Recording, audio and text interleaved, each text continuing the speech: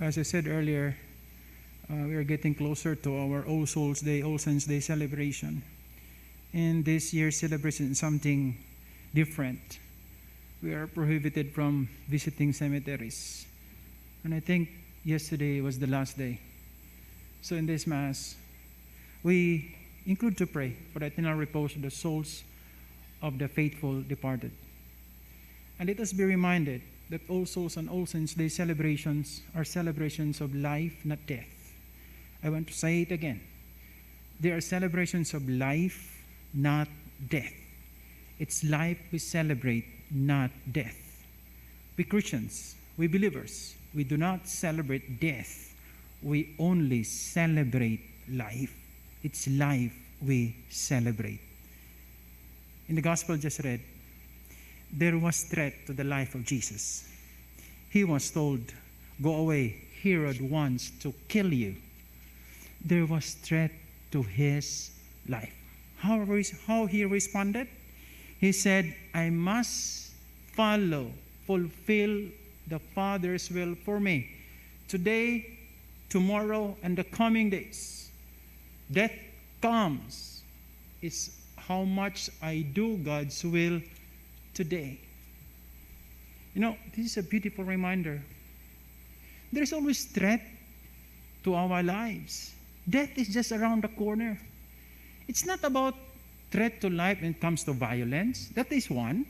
It's not about threat to life when it comes to accidents. That is another. But we know from the very start that death comes. Death is inevitable. Death comes. But we do not live every day of our lives preparing for death. We live every day of our lives preparing to enter heaven. We should live every day of our lives preparing to live forever. That's what we are living for. Death? Yes, death comes. But how much we have lived today? You know, there are many expressions to this in our ordinary experience. I know you have this. I know you could feel this.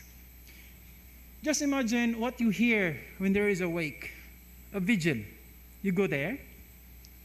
When you get there, you hear this. You hear this often. Unsay namatayan sa namatay. Just imagine this. You would go there to condole, to extend condolences. And then, when you get there, you ask the concerned family how the person died, the details of his or her death. And after he or she or whoever is that member of the family, after he or she narrated to you how the person died, another person comes in asking the same question, how the person died. Just imagine, you go to the wake, how many people get there? They ask the same question, how the person died. I wonder how it feels to the bereaved family. Recalling, staying, retelling the same answer. He died in this manner. She died in this way.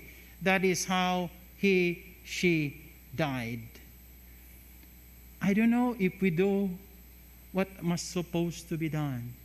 Not how the person died, how he or she has lived.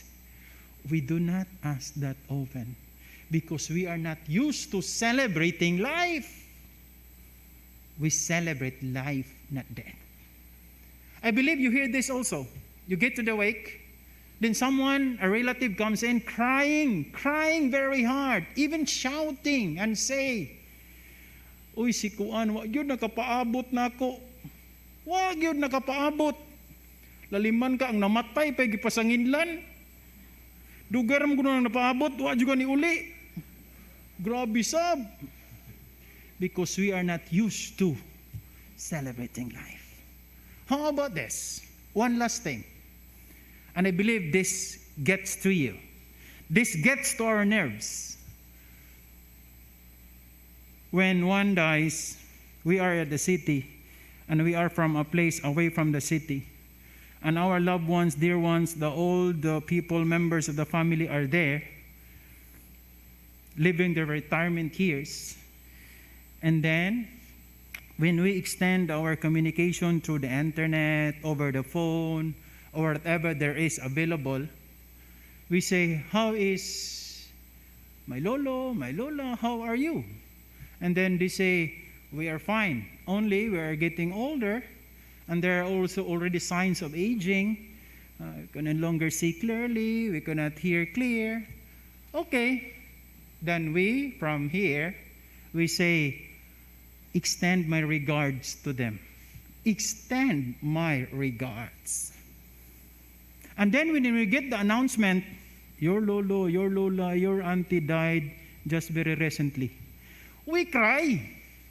And then that very day, we file for absence at the office because we want to get home to take care of the dead. You get home to meet the dead. Why can't you get home to visit the living? What has happened to us? Why you get home to celebrate death, and you are not getting home often to celebrate life?